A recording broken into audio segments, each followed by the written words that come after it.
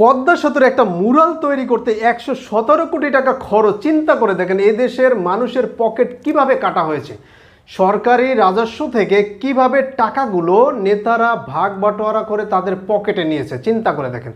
পদ্মা সেতুর দুই প্রান্তে দুটি মুরাল ও উদ্বোধনী অনুষ্ঠানের অস্বাভাবিক ব্যয়ের চিত্র উঠে এসেছে দেশের প্রথম সারির একটি জাতীয় দৈনিকের অনুসন্ধানে। সেতুর দুই প্রান্তে মুরালের সম্পর্কিত স্থাপনা নির্মাণেই ১১৭ কোটি টাকা ব্যয় করেছে বিগত আওয়ামী লীগ সরকার।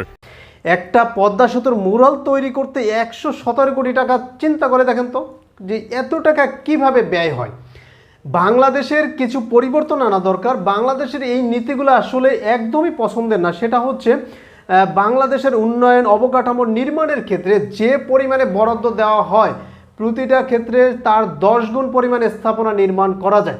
একটা ইউনিয়ন পরিষদের কথা যদি চিন্তা করেন যে একটা ইউনিয়ন পরিষদে একটা কালভার্ট নির্মাণ হবে, এতটাই নিম্নমানের কাজ করা হয় সেখানে যে টাকা বরাদ্দ হয় একটা কালভার্ট, শুধু একটা কালভার্ট দেখাইলাম, সে 10টা কালভার্ট করা যায় তাও মজবুতভাবে, কিন্তু সেখানে মজবুতভাবে তো করেই না, আরও একদম নিম্নমানের যাতে ৩-৪ বছরে ওটা খুঁজেও পাওয়া যায় না।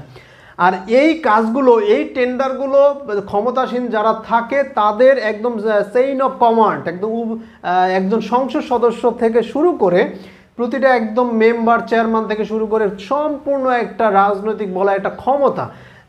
আপনি সাধারণ মানুষ হিসাবে এটা টেন্ডার পাবেন না। এরা যারা রাজনীতি করে, যাদের ক্ষমতা আছে, রাজনৈতিক দল ক্ষমতায়, তারাই মূলত এই টেন্ডারগুলো পায় এবং তারাই এগুলো লুটপাট করে খায়। এই বাংলাদেশে দেখে আসছি। এই বরাদ্দের ক্ষেত্রে বা টেন্ডারের ক্ষেত্রে আমি মনে করি এই স্থাপনা নির্মাণের ক্ষেত্রে এই বরাদ্দগুলো কমিয়ে আনা উচিত। চিন্তা করা উচিত একটা স্থাপনা তৈরি করার জন্য কত লক্ষ টাকা, কত কোটি টাকা খরচ হতে পারে, সেখানে কয়েক গুণ পরিমাণ বরাদ্দ দেওয়া হয়।